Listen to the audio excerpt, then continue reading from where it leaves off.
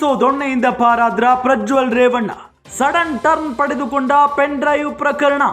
ನ್ಯಾಯಾಲಯದಲ್ಲಿ ವಿಚಾರಣೆ ವೇಳೆಯೇ big twist ಸಿಕ್ಕಿದೆ.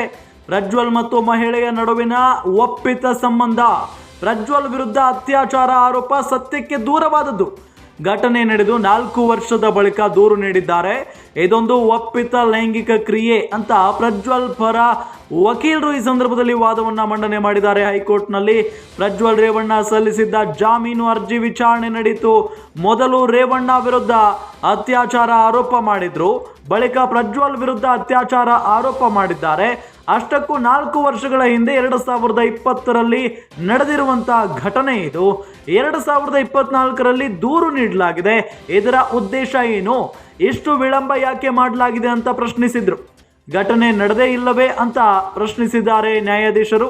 ನಮ್ಮ ವಾದ ಅದಲ್ಲ ಅಂತ ಪ್ರಜ್ವಲ್ ಪರ ವಕೀಲ ನಾವದಗಿ ಈ ಸಂದರ್ಭದಲ್ಲಿ ವಾದವನ್ನ ಮಂಡನೆ ಮಾಡಿದ್ದಾರೆ.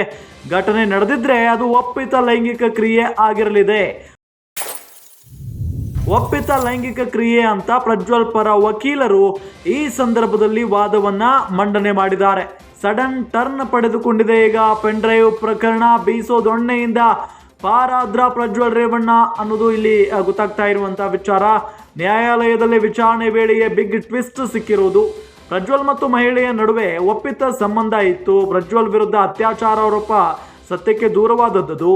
ಘಟನೆ ನಡೆದು 4 ವರ್ಷ ಬಳಿಕ ದೂರು ನೀಡಿದ್ದಾರೆ. ಇದೊಂದು ಒಪ್ಪಿತ ಲೈಂಗಿಕ ಕ್ರಿಯೆ ಅಂತ ಪ್ರಜ್ವಲ್ ಪರ ವಕೀಲ ಈ ಸಂದರ್ಭದಲ್ಲಿ ಹೇಳಿಕೆಯನ್ನ ಕೊಟ್ಟಿದ್ದಾರೆ.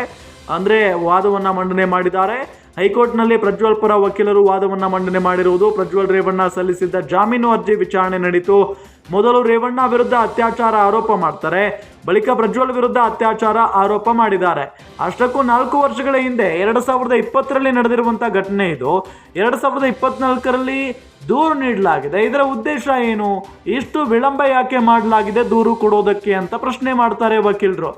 ಘಟನೆ ನಡೆದೇ ಇಲ್ವಾ ಅಂತ ನ್ಯಾಯಾಧೀಶರು ಆ ಸಂದರ್ಭದಲ್ಲಿ ಪ್ರಶ್ನೆ ಮಾಡ್ತಾರೆ. ನಮ್ಮ ವಾದ ಅದಲ್ಲ ಅಂತ ಪ್ರಜ್ವಲ್ ಪರ ವಕೀಲ ನಾವದಗಿ ಈ ಸಂದರ್ಭದಲ್ಲಿ ವಾದವನ್ನ ಮಂಡನೆ ಮಾಡ್ತಾರೆ. ಘಟನೆ ನಡೆದೇ ಇದ್ರೆ ಅದು ಒಪ್ಪಿತ ಲೈಂಗಿಕ ಕ್ರಿಯೆ ಅಂತ ಆಗಿರಲಿದೆ. ಒಪ್ಪಿತ ಲೈಂಗಿಕ ಕ್ರಿಯೆ ಅಂತ ಪ್ರಜ್ವಲ್ ಪರ ವಕೀಲ ವಾದವನ್ನ ಮಂಡನೆ ಮಾಡಿದ್ದಾರೆ.